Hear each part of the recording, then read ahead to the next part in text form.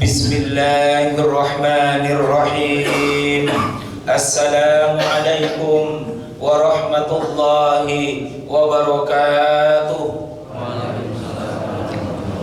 Alhamdulillahilladzi amarna bil ittihad wal i'tisam bihablillahil matin.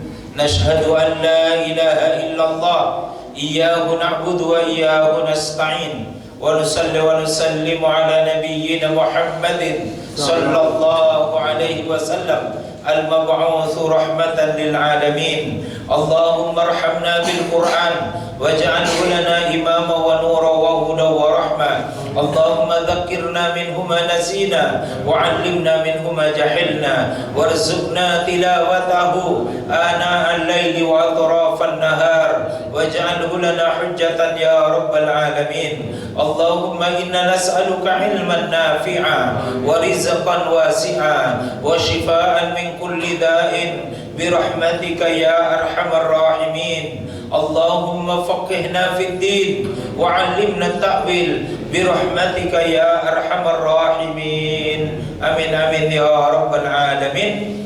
Ma'asyiral muslimin wal muslimat arsyadakumullah. Mari kita baca surah Al-Baqarah, surah yang kedua, ayat 41 kita baca sampai ayat 44. Surah Al-Baqarah ayat 41 kita baca sampai ayat 44.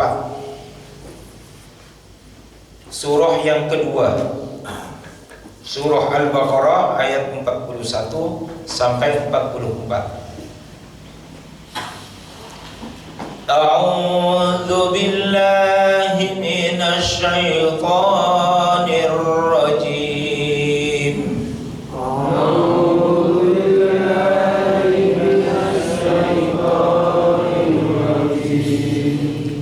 Wa aminu bima anzaltu musaddiqan lima ma'akum.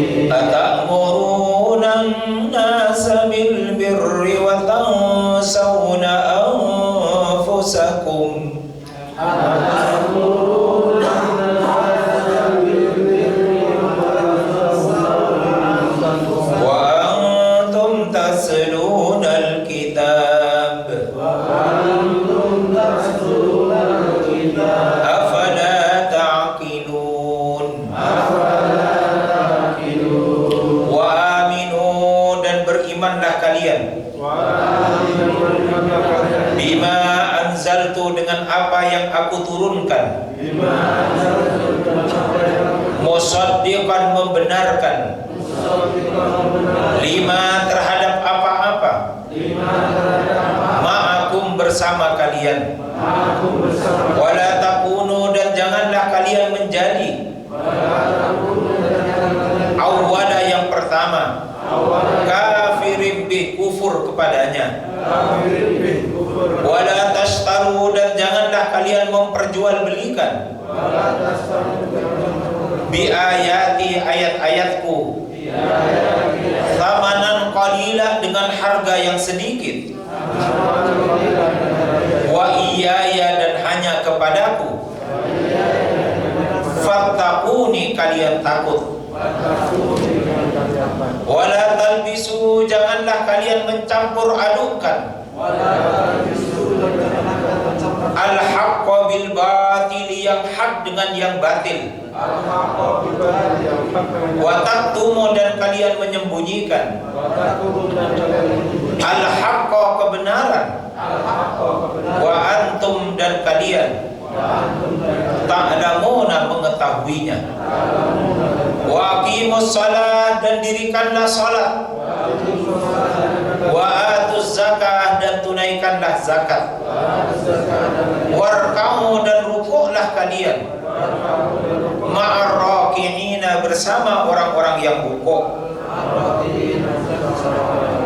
Atamuruna apakah kalian menyeru, an-nasa manusia, bil birri dengan kebaikan, wa tansawna dan kalian melupakan, anfusakum diri-diri kalian, wa antum dan kalian, taslunal kitaba membaca kitab, afala tidakkah kalian taqiluna berfikir.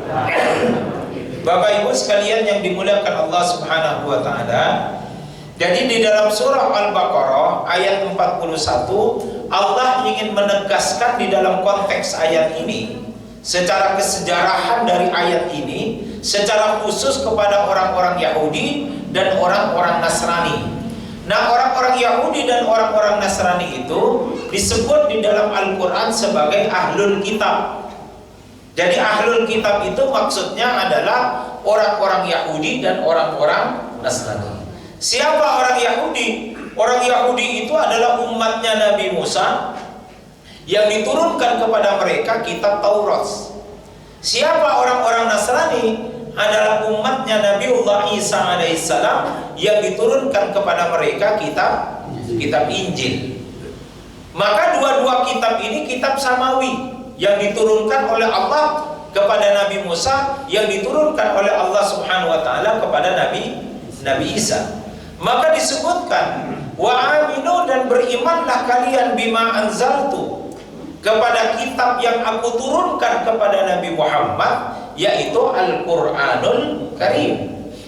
Musaddiqan lima ma'akum, maka Al-Qur'an itu bukan musuhnya Taurat, bukan musuhnya Injil. Tidak ada permusuhan. Justru Al-Quran itu membenarkan apa yang ada di dalam kitab Taurat dan membenarkan apa yang ada di dalam kitab Injil. Kecuali ketika orang-orang Yahudi dipimpin oleh Nabiullah Musa, ketika Musa turun dari puncak Bukit Tursina selama 40 hari 40 malam membawa wahyu yang namanya kitab Taurat. Jadi Taurat itu diterima oleh Nabi Musa dalam tempo 40 hari sempurna. Ketika Nabiullah Musa turun dari Bukit Tursina itu lalu mendakwahkan kitab Taurat kepada Bani Israel, apa yang terjadi? Bani Israel mengajukan permintaan kepada Nabi Musa untuk meniru kaum Kan'an. Kaum Kan'an itu menyembah berhala. Lalu Bani Israel meminta kepada Nabi Musa diizinkan untuk menyembah patung anak sapi untuk mereka sembah. Maka tentu Nabiullah Musa alaihissalam melarangnya, karena sesembahan itu hanya Allah Subhanahu wa ta'ala. Sehingga kemudian Nabiullah Musa alaihissalam mengancam, kalau kalian tetap menyembah kepada berhala, maka Bukit Tursina ini akan dijatuhkan di atas kepala kalian. Apakah kalian memilih untuk tunduk kepada Allah Subhanahu wa ta'ala, atau kalau kalian tetap akan menyembah kepada patung anak sapi tadi? Sehingga mau tidak mau Bani Israel memilih untuk tunduk kepada Allah karena takut Bukit Tursina itu betul-betul dijatuhkan di atas kepala mereka. Sehingga pada hari di mana Nabiullah Musa mendakwakan Taurat kepada mereka, pada saat itu awan itu menjadi gelap, seakan-akan sungguh-sungguh Bukit Tursina itu ada di atas, sehingga orang-orang Yahudi itu ketika mereka sujud sambil kepalanya itu dipalingkan ke atas untuk memastikan bahwa yang berada di atas kepala mereka bukan Bukit Tursina. Jadi mereka sujud, tetapi sujudnya tidak bisa 100%, karena mereka sesungguhnya ingin menyembah kepada patung, tetapi di sisi yang lain mereka tidak berani untuk melawan Nabiullah Musa alaihissalam, karena Nabiullah Musa alaihissalam itu hebat di mata Bani Israel. Di mana letak hebatnya? Coba bayangkan, dulu di zamannya Nabi Yusuf, Bani Israel itu berpindah dari daerah Hebron, Palestina, yang sekarang itu di daerah Palestina itu, lalu berpindah ke Mesir. Ketika berganti kekuasaan kepada Fir'aun, kemudian Bani Israel itu ditindas oleh Fir'aun, dibunuh anak-anak laki-laki dari Bani Israel, sampai kemudian mereka ini mengalami kemiskinan, mulai sakit karena harta bendanya diambil atau dirampas oleh Fir'aun. Karena Fir'aun bermimpi ada orang yang merobohkan singgasananya. Nah, pentadbir mimpi itu mengatakan itu salah satu dari anak keturunan Bani Israel. Maka Fir'aun kasih perintah, setiap perempuan Bani Israel melahirkan anak laki-laki, tangkap, bunuh. Kan kira-kira begitu. Kecuali Nabiullah Musa alaihissalam yang dialirkan lewat, lalu kemudian justru malah dipelihara oleh istrinya Fir'aun. Kan kira-kira seperti itu, sampai kemudian dewasa. Nah, ketika Bani Israel itu sudah dimiskinkan oleh Fir'aun, kemudian mereka mulai sakit-sakitan, saat itulah kemudian Musa muncul memimpin Bani Israel untuk dilepaskan dari perbuatan Fir'aun. Sampai Nabi Musa menghadap, kemudian dihadapkan dengan para penyihir Mesir, dan di dalam Nabi Musa diadu dengan para penyihir, Nabi Musa mendapatkan kemenangan. Sampai kemudian Musa meminta izin untuk membawa Bani Israel dari negeri Mesir, karena mereka mulai terkena oleh penyakit, dan dilarang penyakitnya itu menular. Kalau dibiarkan Bani Israel tetap tinggal di negeri Mesir, maka mereka akan menulari penduduk Mesir, dan bahkan bisa menulari keluarganya Firaun. Maka dilepaskan, maka dibawa oleh Nabi Musa. Ketika orang dari Mesir menuju Palestina itu belok kiri, Nabi Musa belok kanan untuk menghindari ejekan dari orang-orang asli Mesir. Karena memang Bani Israel itu, Bapak Ibu sekalian, tidak bisa bercampur. Mereka hidup secara eksklusif, secara mereka hidup hanya dengan sesama mereka saja. Mereka tidak mau bergaul dengan sesama Bani Israel, karena mereka sangat menjaga jalur keturunannya, tidak mau terkontaminasi dengan keturunan yang lain. Berarti mereka nikah dengan sesama keturunan Bani Israel, maka mereka tidak bergaul. Padahal dulu datang ke negeri Mesir itu miskin, mereka bekerja pada orang-orang Mesir. Dulu miskin mereka, lalu karena mereka pekerja keras, punya ilmu yang relatif, punya akal yang relatif cerdas, singkat cerita, kemudian mereka bisa mengumpulkan modal, mulai bisa buat usaha, kemudian beli tanah, sehingga mereka menjadi orang kaya. Tetapi kemudian dimiskinkan. Nah, ketika mereka menjadi orang miskin, itu kesempatan orang Mesir untuk menghina mereka. Karena dulu kaya sombong, dulu kaya tidak mau bergaul dengan orang lain.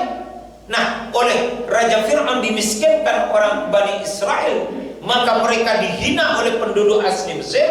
Maka Nabiullah Musa ketika membawa Bani Israel dari negeri Mesir, sengaja tidak melewati jalan normal, takut berpapasan dengan penduduk asli Mesir. Dan kalau berpapasan, nanti Bani Israel dihina.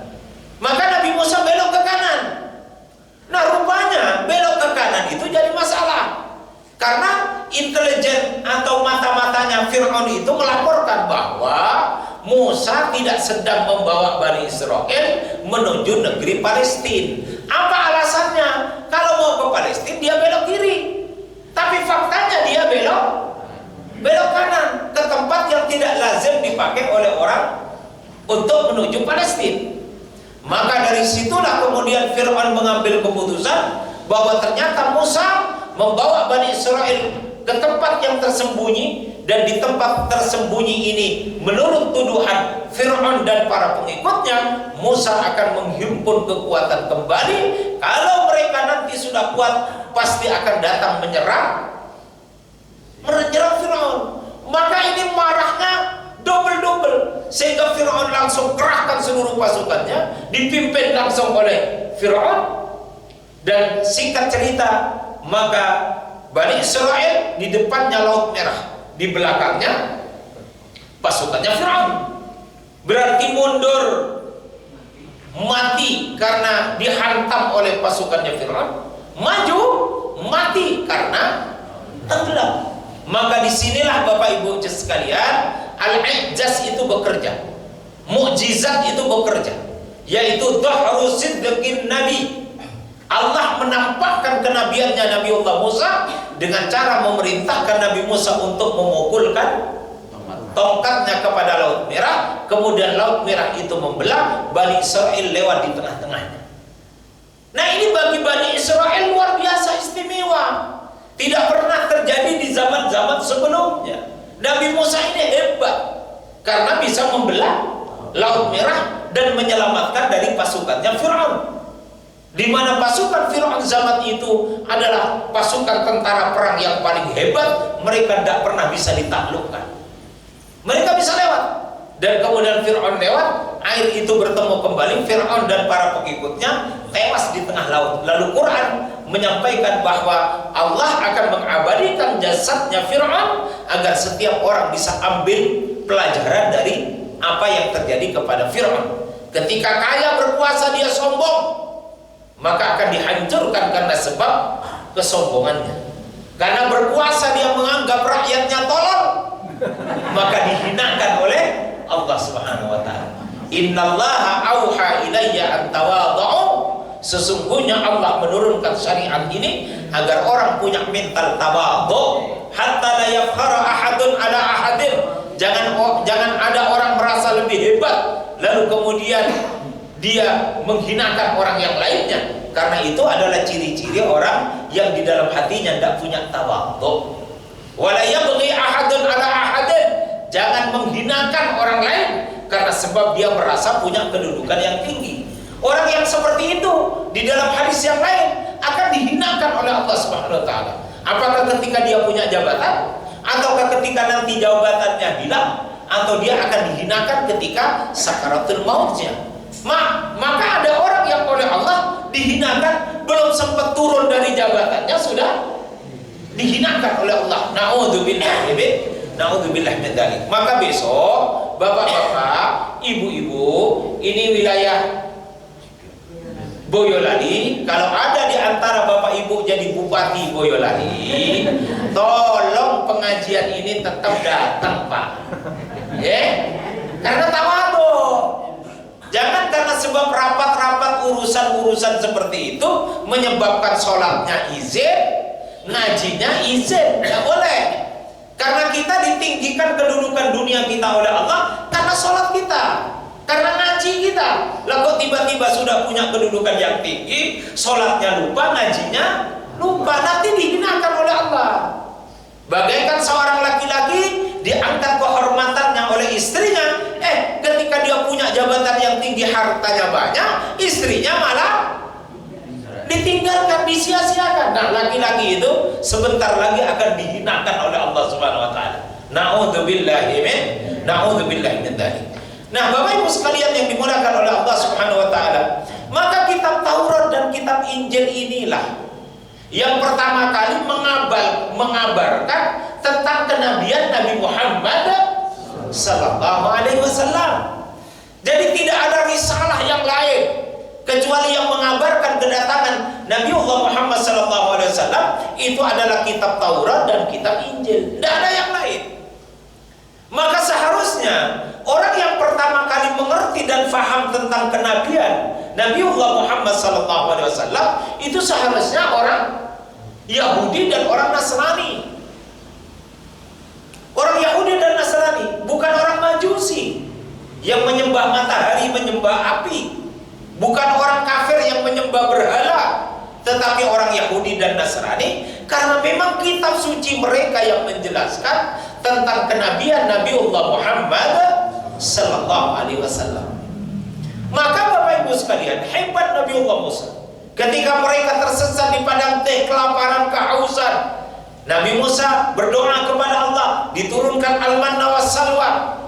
Ketika mereka di padang teh itu kepanasan, berdoa kepada Allah, dikirimkan sahabut, awan yang tipis yang kemudian menghindarkan kepala mereka dari panasnya matahari. Kan hebat Pak, lebih hebat daripada umatnya Nabi Muhammad. Silahkan Bapak Ibu, kalau kelaparan berdoa, minta ayam minta ayam goreng kepada Allah. Apa yang turun ayam gorengnya? Kan tidak mungkin. Bapak Ibu sedang kehausan, berdoa minta kepada Allah agar diturunkan es teh, kan tidak turun-turun. Tapi Bani Israel melalui Nabi Musa, ketika mereka haus, mereka lapar, lalu kemudian berdoa kepada, diturunkan wa anzalna alaikumul manna wassalwa. Kami turunkan kepada kalian al-manna wassalwa, ambon yang kemerah-merahan, yang kalau ditaruh satu titik saja di lidahnya maka dahaganya menjadi hilang, dan makanan dari jenis burung seperti burung puyuh yang ketika kita ambil sedikit saja kita makan maka lapar kita ini menjadi hilang. Itu istimewanya. Tetapi apa yang terjadi Bapak Ibu sekalian, ketika Nabi Musa turun dari puncak bukit Tur Sina, Bani Israel memilih untuk menyembah berhala dibandingkan dengan taat kepada Nabiullah Musa alaihissalam. Maka diancam oleh Musa, ayo kamu pilih yang mana? Kamu taat bersujud kepada Allah, atau kamu tetap menyembah berhala? Dan kalau kamu menyembah berhala, maka bukit Tur Sina akan ditimpakan di tengah-tengah kalian. Tidak berani Pak, karena Nabi Musa ini kan, coba laut saja bisa membelah, makan minum langsung turun, minta awan bergerak. Lah sekarang diancam, kalau kamu tetap menyembah berhala, maka kamu tinggal memilih saja, taat kepada Allah hidupmu selamat, atau kamu menyembah berhala, maka akan ditumpahkan bukit Tur Sina ini di atas kepala kalian. Maka mereka ini akhirnya sujud, karena tidak berani Pak membantah Nabi Musa. Nabi Musa hebat, tidak berani, maka mereka sujud. Tapi sujudnya itu tidak 100%, kepalanya masih, jadi sujud tapi kepalanya begini Pak. Karena ini mata ini ingin memastikan jangan-jangan sungguh-sungguh ada bukit Tur Sina di atasnya. Maka itulah Bani Israel. Sejak zaman itulah maka Allah Subhanahu wa taala melaknat sebagian dari Bani Israel karena keingkaran mereka kepada Nabiullah Musa alaihissalam. Padahal Bani Israel ini faddalna 'alal alamin. Kami berikan kedudukan yang lebih tinggi dibandingkan dengan kaum-kaum yang lainnya. Artinya apa? Mereka punya kecerdasan lebih hebat dari yang lain. Mereka ini punya garis keturunan lebih hebat daripada yang lain. Maka orang-orang Yahudi selalu menginginkan garis keturunannya hanya sesama orang Yahudi saja. Jangan sampai kemasukan orang Jawa. Karena nanti kalau nasab Jawa masuk ke dalam nasabnya orang Yahudi, itu nanti isinya malas-malasan loh. Maka mereka tidak mau. Sehingga populasi Yahudi di dunia itu kecil, mungkin hanya 7% sampai 9%. Tetapi karena mereka ini punya kecerdasan otak yang hebat, maka mereka bisa menguasai teknologi, mereka bisa menguasai keuangan dunia, mereka bisa menguasai kekuatan politik di Amerika Serikat, walaupun jumlahnya hanya sedikit saja. Nah, Bapak Ibu sekalian yang dimuliakan oleh Allah Subhanahu wa taala, maka seharusnya yang lebih paham tentang kenabian Nabi Muhammad itu orang Yahudi dan orang Nasrani dibanding yang lainnya.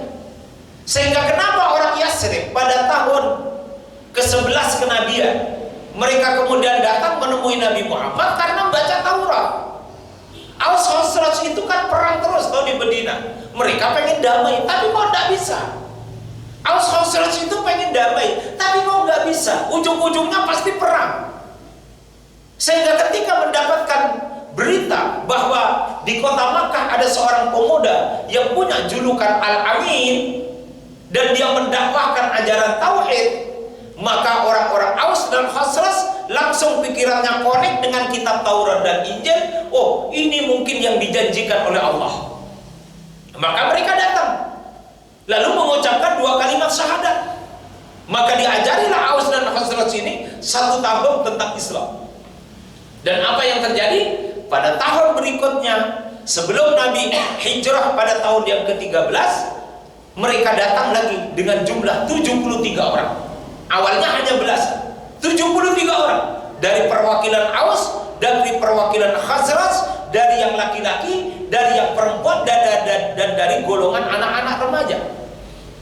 Apa yang mereka inginkan? Ya Rasulullah, pindahlah engkau ke Yasrib, kami merindukan kedamaian. Tolong Yasrib ini engkau bangun menjadi wilayah yang aman, menjadi wilayah yang penuh dengan kedamaian. Karena memang sejarahnya Yasrib ini adalah sejarah konflik, peperangan, perang saudara yang terjadi antara Aus dan Khazraj. Walaupun kita paham ternyata kenapa Aus dan Khazraj itu tidak pernah bisa berdamai, karena ada orang Yahudi yang satu masuk ke Aus, yang satunya masuk ke Khazraj untuk selalu dipanas-panasi. Tidak punya senjata, kasih senjata. Lah kalau mau perang tidak punya senjata, mau perang pakai apa-apa? Maka disupport oleh Bani Qainuqa, Bani Nadir, dan Bani Quraidah. Tiga-tiganya kelompok Yahudi yang datang ke Madinah. Mereka pengen menguasai tanah yang dimiliki oleh orang-orang Aus dan Khazraj. Caranya bagaimana? Buatlah mereka berperang, biar gak sempat mikir tanah tempat tinggal mereka. Sehingga yang menguasai pasar orang Yahudi. Mulailah orang Yahudi itu mengambil tanah dari orang Aus dan Khazraj, dibeli pakai perkakas perang. Lalu perkakas perang itu dipakai untuk berperang antara Aus dan Khazraj. Maka hati-hati, otaknya Yahudi itu yang begitu, Pak. Dipecah belah kita ini, biar ndak telaten untuk mengurus negeri kita sendiri. Maka kita dipecah belah, sehingga antar kita itu ya bentrok, Pak. Tidak hanya yang di bawah, bahkan yang bentrok itu sampai yang di atas. Jadi ada tangan-tangan hantu yang tidak kelihatan. Lah ini yang berat, Pak, tangan-tangan hantu ini. Dan itu yang terjadi kepada Aus dan Khazraj. Setelah Nabi hijrah dari Mekah ke Madinah, apa yang terjadi? Maka Madinah yang dulunya kota Yasrib berubah nama menjadi Al-Madinah Al-Munawwarah. Negeri yang berkeadaban, yang damai, yang bercahaya. Karena setiap orang yang baik akan hidup dengan tentram di negeri ini, dan setiap orang yang jahat pasti tidak akan tenang hidup di negeri Madinah ini. Maka diberilah nama Al-Madinah Al-Munawwarah. Lalu apa yang menyinari Madinah? Ya Al-Quran. Al-Quran ini, Pak. Jadi kalau Al-Quran dibawa pada orang berkonflik, pasti bisa berdamai. Orang yang kelahi bisa bersaudara. Yang penting dia sami'na wa ata'na kepada Quran. Maka dikatakan wala takunu awwala kafirin bi. Orang-orang Yahudi dan orang-orang Nasrani, janganlah kalian menjadi orang yang pertama kali kufur kepada Quran. Karena sesungguhnya yang mengabarkan pertama kali tentang kenabian Nabiullah Muhammad sallallahu alaihi wasallam itu adalah kitab Taurat dan kitab Injil, kitab mereka. Loh, kitab mereka yang mengabarkan, kok mereka yang pertama kali memusuhi Nabi Muhammad? Maka kalau orang-orang Yahudi dan orang-orang Nasrani ini, wa man kafara bi Muhammadin faqad kafara bil Quran, mereka kufur kepada Nabi Muhammad, mereka berarti juga kufur kepada Al-Quranul Karim. Wa man kafara bil Qur'ani faqad kafara bi Muhammadin. Siapa yang kufur kepada Al-Quran berarti juga kufur kepada Nabiullah Muhammad sallallahu alaihi wasallam. Jadi ungkapan wala takunu awwala kafirin bih ini khusus untuk orang Yahudi dan Nasrani, karena mereka punya nasab yang paling dekat. Karena kitab sucinya mengabarkan tentang kenabian Nabiullah Muhammad sallallahu alaihi wasallam. Wala tasharu bi ayati thamanan qalila. Jangan kalian memperjualbelikan Al-Quranul Karim dengan harga yang sedikit. Apa yang harga sedikit itu? Ya urusan dunia. Jangan dipakai Quran untuk mengambil kursi. Jangan memakai Al-Quran untuk menjual barang, mengambil jabatan. Apa maksudnya Bapak Ibu sekalian yang dimulakan Allah Subhanahu wa taala? Satu, menjadikan Al-Quran menjadi jimat. Tahu jimat, Pak? Jimat. Jimat itu? Jimat. Misalnya dulu di zaman jahiliyah dulu, kalau ada perempuan yang judes mau ditaklukkan, dilembutkan hatinya, nah gitu kan, maka kirimilah kepada dia bacaan pertengahan dari Al-Quran. Apa itu? Wal yatalattaf. Kan tidak benar ini, Pak, tidak benar. Wal yatalattaf atau apa? Batastum jabbarin. Jadi ternyata Bapak Ibu sekalian, dunia sihir itu juga menggunakan bacaan-bacaan di dalam Al-Quran. Bacaan-bacaan Al-Quran, dunia sihir itu. Kapan-kapan Bapak Ibu kalau ada waktu ikut saya ke pulau saya, Madura. Nanti saya bawa kepada orang-orang yang punya praktek sihir. Ternyata juga membuat dia, kalau biasanya pakai kain kafan yang putih. Di kain kafan itulah ditulisi ayat-ayat Quran. Setelah itu ditaburi oleh debu atau tanah yang bersih. Setelah itu baru dikasih bagian dari yang mau dikirimi. Apakah potongan bajunya, apakah rambutnya, ataukah potongan kukunya. Nah, itu ditaruh di situ. Lalu mau diapakan dia? Mau dikeraskan hatinya, dilembutkan hatinya, atau dia mau diperusak kehormatannya. Nah, tinggal yang dikasih apakah nanti paku, apakah nanti duri, ataukah apa, terserah. Lalu nanti dibungkus. Setelah itu dijahit. Nah, itulah namanya sihir. Maka perbuatan seperti ini tidak sesuai dengan maksud Al-Quran itu diturunkan. Atau yang sederhana, ditulislah Al-Quran di depan pintu rumah. Kenapa ditulis surat Yasin di depan pintu rumah? Agar pencuri tidak bisa masuk lewat pintu ini. Wallahu a'lam bishawab. Maka Al-Quran itu tetaplah hidayah. Nah, yang kedua Bapak Ibu sekalian, menjadikan simbol-simbol Quran untuk meraih jabatan. Pada waktu tertentu ada orang membuat logo partai politik tapi pakai Quran. Ada nggak itu dulu? Membuat logo partai politik tapi pakai ayat Quran. Nah, dulu beringin lah kira-kira. Beringin pakai surat apa itu? Surat Yasin toh? Bentuk beringin. Pernah enggak, Pak? Jenengan pasti tahu kaligrafi. Kaligrafi tapi bentuk beringin, Pak. Jadi tidak bisa, itu tidak boleh seperti itu. Nah, tetapi kalau kita mengambil isi kandungan dari Al-Quranul Karim lalu kita pakai untuk membangun negara, itu boleh. Itu namanya hidayah.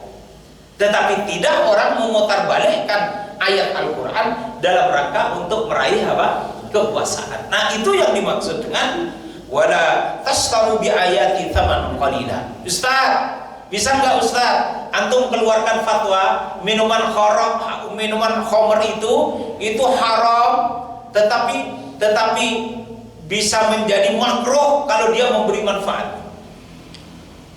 Nanti Ustaz kami kasih transport PP 1 miliar. Nah, mau apa enggak? Kalau Ustaznya wes kencang, ngerokok itu haram. Nah, kan kira-kira gitu. Maka dibuatlah pembicaraan tentang itu di daerah Padang. Rupanya masuklah donasi, Pak. Tanda tangan. Lah yang ngasih donasi ini ternyata pabrik rokok. Nah, ketika ngomong mau menetapkan rokok itu haram, kira-kira otak ini mikir apa enggak? Maka kadang-kadang Bapak Ibu sekalian, mohon maaf, fatwa yang tadinya haram lalu kemudian turun menjadi makruh karena sebab ada tanda tangan. Bisa dipahami apa? Dulu ada orang mengatakan bahwa menghambat mani ketemu dengan ovum itu boleh dalam rangka untuk membatasi kelahiran anak. Maka karena sudah didekati oleh penguasa, si ulama itu mengatakan itu hukumnya boleh. Padahal hukumnya bisa jadi tidak boleh. Sehingga kemudian MUI mengeluarkan berbagai fatwa tentang pembatasan punya keturunan. Laki-laki vasektomi dihambat dan seterusnya. Maka jelas lalu MUI mengeluarkan hukum bahwa itu hukumnya haram. Nah, Bapak Ibu sekalian, inilah yang dimaksud dengan wala tastaru bi ayati tsamanan qalila. Jangan rubah-rubah hukum haram menjadi makruh, apalagi haram menjadi boleh. Padahal Quran tegas mengatakan itu haram. Bunga bank itu termasuk riba. Maka Quran tegas mengatakan riba itu haram. Tetapi kemudian ada orang-orang tertentu kemudian menurunkan dari sebelumnya hukumnya haram menjadi makruh. Loh, kenapa dia menjadi makruh? Ternyata karena dia menjadi komisaris. Itu yang dimaksud dengan wala tastaru bi ayati tsamanan qalila. Jadi kalau haram ya tetaplah haram, kalau makruh tetaplah makruh, kalau mubah tetaplah mubah. Insya Allah selamat dunia dan akhirat. Wala talbisul haqqo bil batil. Jangan kalian campur adukkan antara yang hak dengan yang batil. Maksudnya kalau hak dia katakan hak, batil dia katakan batil. Kalau ini baik katakan baik, kalau buruk katakan buruk. Tapi ini berapa? Kalau jenengan jadi menteri, jadi eselon 1, kemudian muncul perintah yang tidak baik, kira-kira dilaksanakan apa enggak? Dilaksanakan apa enggak, Pak? Kalau enggak dilaksanakan resikonya apa? Diberhentikan. Wallahu a'lam bishawab. Wala talbisul haqqo bil batil. Janganlah kalian mencampur adukkan antara yang hak dengan yang batil. Wa taktumul haqqo. Padahal kalian mengerti bahwa yang ini batil, yang ini adalah hak, tetapi kamu sembunyikan yang hak itu. Wa antum ta'lamun, dan kalian mengetahui itu. Sholatnya pakai gamis, Pak. Umrahnya tiap tahun, bahkan hajinya tiap tahun. Gamisnya panjang sampai kaki, pakai kalung tasbih, tapi ke kantor dia manipulasi laporan. Lah itu talbisul haqq wal batil. Bisa dipahami apa enggak? Itu talbisul haqq wal batil. Maka Quran mengatakan, ya tegak lurus. Kalau memang berjuang untuk kebaikan, ya kebaikan, ya tegak lurus. Yang hak, ya yang hak, tegak lurus. Bagaimana caranya mengkomunikasikan dengan atasan kalau itu perkara yang batil? Maka dikatakan, ud'u ila sabili rabbika bil hikmah. Jelaskan dengan cara hikmah. Wal mau'izatil hasanah, memberi pelajaran yang baik. Kalau sampai muncul perintah dari atasan untuk melakukan perbuatan maksiat, maka ada kaidah usul fiqh mengatakan la ta'ata li maksiatillah. Kalau perintah dari atasan itu dalam rangka untuk bermaksiat kepada Allah Subhanahu wa taala, maka tidak ada kewajiban untuk taat pada pemimpin itu. Misalnya seorang pemimpin mau datang, lalu diminta untuk disiapkan minuman keras, disiapkan apa enggak? Tolong disiapkan ciu dari Bekonan, saya baru akan datang. Disiapkan apa enggak, Pak? Maka tentu kita tidak boleh untuk menyiapkannya. Tidak ada kewajiban untuk taat kepada pemimpin ketika dia kasih perintah yang mengandung keingkaran kepada Allah Subhanahu wa taala.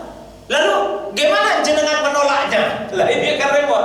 Maka ud'u ila sabili rabbika bil hikmah, dengan hikmah. Gimana caranya? Tutup.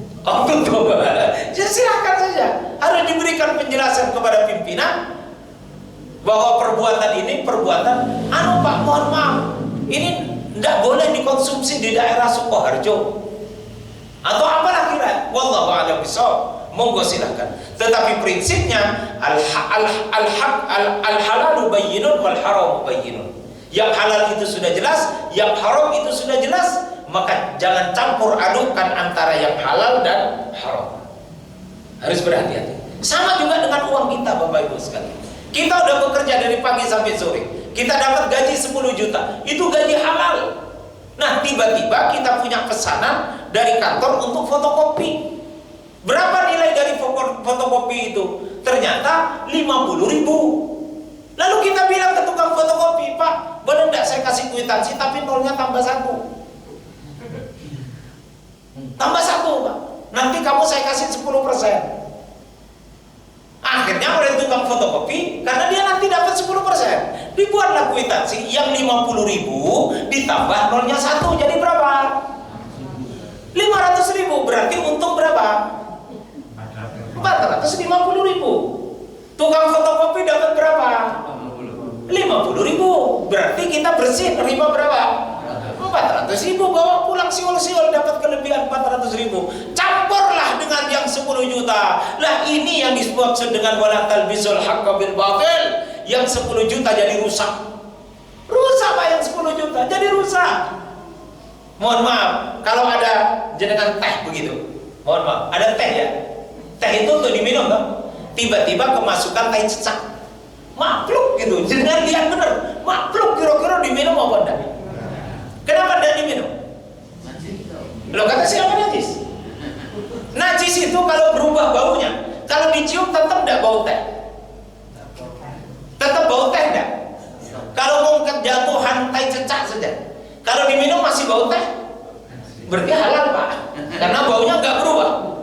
Nah, karena kejatuhan tahi cecak tadi, itu berubah enggak tehnya? Berubah enggak warnanya? Enggak berubah. Kalau warnanya enggak berubah, baunya tidak berubah, berarti tehnya halal. Pertanyaan saya, tetap enggak jenengan minum?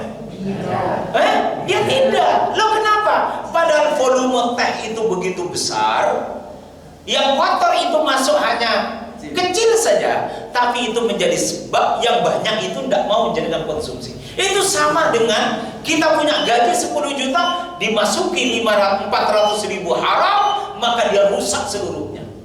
Maka bapak-bapak, kalau dapat rezeki yang haram atau minimal syubhat, tolong jangan dimasukkan ke kantong istri.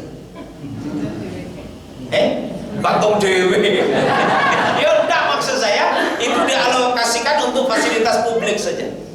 Karena itu bisa merusak semua harta yang kita punya. Na'udzubillahi min dzalik. Maka aqimus shalah wa atuz zakah warka'u ma'ar-raki'in. Dirikanlah ibadah salat bersih dalam hidup. Wa atuz zakah, dermawan melalui harta yang halal, warka'u ma'ar-raki'in, dan tunduklah kepada Allah Subhanahu wa taala dan bergaullah dengan orang-orang yang tunduk kepada Allah Subhanahu wa taala. Kalau jadi pejabat, banyaklah bangun jaringan dengan sesama pejabat yang bersih. Hindarkan bergaul dengan pejabat yang kotor. Kalau kita hidup di kampung, bergaullah dengan orang-orang yang saleh, persedikit bergaul dengan orang-orang yang suka maksiat. Mudah-mudahan Bapak Ibu sekalian, apa yang kita baca pada malam hari ini bisa menjadi renungan bahwa Quran itu adalah hidayah untuk kita. Maka mari kita tempatkan Al-Quran itu sebagai hidayah. Hidayah itu artinya menenangkan hati, menjernihkan pikiran, dan memantapkan langkah menuju ketaatan kepada Allah Subhanahu wa ta'ala. Ini saja yang bisa kami sampaikan. Kalau ada pertanyaan kami persilahkan. Pak, bisa kalau Musa Samiri itu yang bikin patung itu siapa? Yang bikin patung itu Musa Samiri. Apa? Samiri, namanya Samiri. Yang bikin patung anak sapi itu kan? Yang bikin Samiri. Jadi termasuk Samiri itu. Jadi dulu itu ada kaum Kan'an. Nah, di daerah sungai itu ada harta karun yang melimpah. Nah, dari situlah terinspirasi Bani Israel itu untuk membuat patung Samiri tadi. Dan patungnya itu dibuat bolong-bolong begini, tapi menyerupai patung anak sapi. Kalau dia terkena oleh angin, dia akan mengeluarkan suara seperti sapi. Jadi mereka bukan orang bodoh. Mereka ini teknokrat. Mereka ini orang-orang pintar. Karena dia bisa menghasilkan sebuah hasil keterampilan mereka yang ketika terkena angin dia mengeluarkan suara seperti suara sapi. Nah, itu hebatnya. Samiri itu. Robot yang sekarang tuh penerus ilmu Samiri. Oh, wallahu a'lam bishawab ini. Ini penemuan baru ini. Kalau robot yang sekarang masih lanjutan dari situ, wallahu a'lam bishawab. Itu perlu dilacak. Enggak, yang di radio RDS yang cerita. Oh, mungkin aja. Wallahu a'lam bishawab. Tapi kalau yang ini saya belum bisa menjelaskan karena memang perlu dilacak. Karena teknologi robot itu termasuk salah satu teknologi alternatif untuk memudahkan kehidupan kita. Tapi kita belum nyampe ke situ ya. Belum nyampe ilmu kita ke situ. Baru di beberapa negara maju mungkin yang sudah menggunakan teknologi robot itu. Wallahu a'lam bishawab. Tapi kalau itu kelanjutan dari Samiri tadi, wallahu a'lam bishawab. Nanti perlu dilacak itu. Karena termasuk kontemporer. Perlu dilacak. Wallahu a'lam bishawab. Cukup sih?